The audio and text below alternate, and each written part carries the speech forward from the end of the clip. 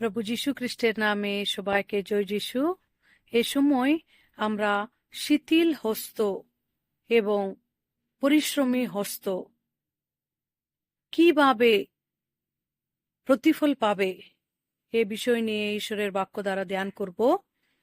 হিতোপদেশ 10 অধ্যায় 4 পদে যদি আমরা দেখি, এইভাবে লিখিত আছে, যে শিথিল হস্তে কর্ম করে সে দরিদ্র হয়, কিন্তু পরিশ্রমীদের হস্ত ধনবান করে।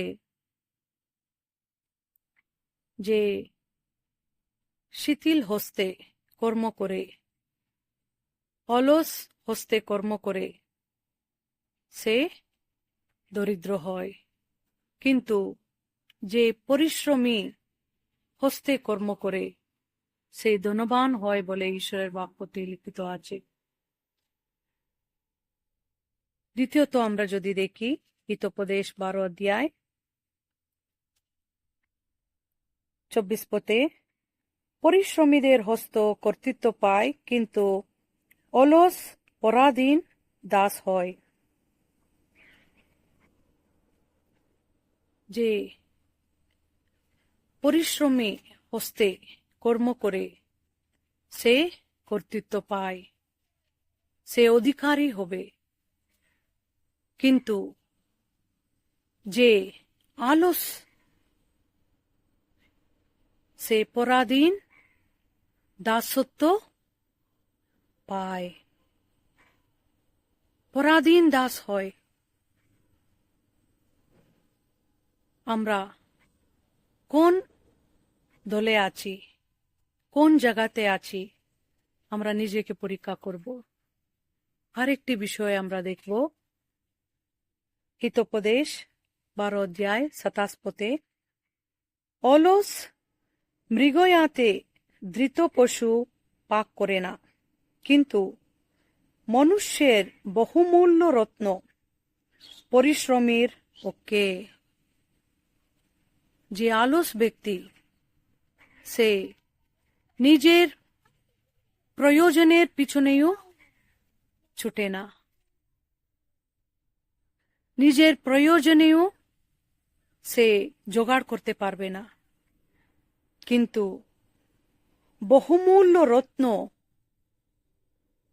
পরিশ্রমীর পক্ষে বলে ঈশ্বরের বাক্য বলছে। আমরা কোন জায়গাতে আছি, আমাদের হস্ত কেমন কর্ম করে, আমাদের হস্ত পরিশ্রমীর হস্ত না শিথিল হস্ত? আমরা আলস হয়ে কাজ করি না পরিশ্রমী হয়ে কাজ করি? আমরা নিজেকে পরীক্ষা করব, কেননা ঈশ্বরের বাক্য পরিষ্কারভাবে আমাদের সঙ্গে কথা বলছে। আমরা যদি শিথিল হস্ত অলস হস্ত দ্বারা কর্ম করি, আমাদের পক্ষে দরিদ্রতা, দাসত্ব এবং নিজের প্রয়োজনীয় জিনিস আমরা জোগাড় করতে পারব না। সেই রকম পরিস্থিতিতে আমাদের জীবন যাবে। কিন্তু যদি আমরা পরিশ্রমী হস্ত হয়ে আমাদের যা কিছু কাজ, প্রত্যেকটি কাজে মন দিয়ে পরিশ্রম দ্বারা কাজ করি, তবে আমরা ধনবান হইব, আমরা অধিকারী হইব এবং বহুমূল্য রত্ন আমাদের পক্ষে।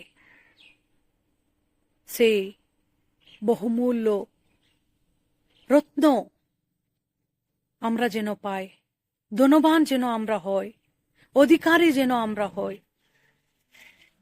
এরকম হওয়ার জন্য আমরা প্রত্যেক দিন পরিশ্রম করতে হবে।